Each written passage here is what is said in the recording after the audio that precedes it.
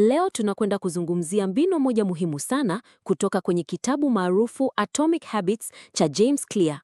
Katika video hii, tutachambua sura ya 7 inayoitwa The Secret to Self-Control au kwa Kiswahili, siri ya kujidhibiti.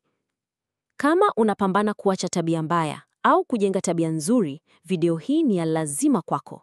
Watu wengi wanaamini kwamba njia ya kushinda tabia mbaya ni kutumia nguvu ya kujidhibiti au willpower. Kwa mfano, mtu atasema nitaacha kula chipsi kuanzia kesho au sitakunywa pombe tena. Lakini ukweli ni kwamba kujidhibiti pekee mara nyingi hakutoshi. Pia hata ukitaka kuwa na mahusiano yenye uaminifu, hakikisha wewe na mwenza wako mnaepuka kuchangamana kwa muda mrefu na jinsia tofauti. Sababu ni hii: mwanamke au mwanaume utashindwa kulinda uaminifu endapo asilimia kubwa ya watu waliokuzunguka ni jinsia tofauti na wewe. Hii inachochea kupunguza msimamo wako. Hivyo, badili mazingira ili kulinda nguvu zako zisipambane na vishawishi kila wakati. Huu ni mfano tu, kama James Clear anaelezea waziwazi kwamba self-control inachoka kadiri siku inavyoendelea. Kadri unavyokutana na vishawishi mara kwa mara, ndivyo unavyoweza kuishiwa nguvu za kupambana navyo. Siri halisi ya kujidhibiti. Sasa basi, ni nini mbadala? James Clear anafundisha kwamba njia ya uhakika ya kudhibiti tabia mbaya ni kuondoa au kupunguza kabisa vishawishi vinavyokuzunguka. Anaandika hivi: ujanja mkubwa wa udhibiti binafsi ni kutokuwa na sababu ya kuhitaji udhibiti binafsi.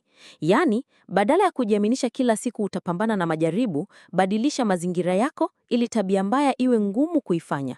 Mfano rahisi: kama unataka kupunguza muda wa kuangalia TV, weka remote mbali au zima kabisa intaneti ya TV yako. James Clear alielezea mfano wa askari wa Marekani waliokuwa vitani Vietnam. Wengi wao walikuwa wanatumia heroin kule vitani, lakini waliporudi nyumbani, idadi kubwa iliacha kutumia bila hata rehab kwa sababu tu walibadilisha mazingira yao. Vishawishi, vichocheo na masharti ya kulewa vilibaki Vietnam. Hii inatupa funzo: kubadilisha mazingira ni silaha kubwa kuliko kujitegemea kwa nguvu zako za ndani. Mawazo ya kuchukua nyumbani.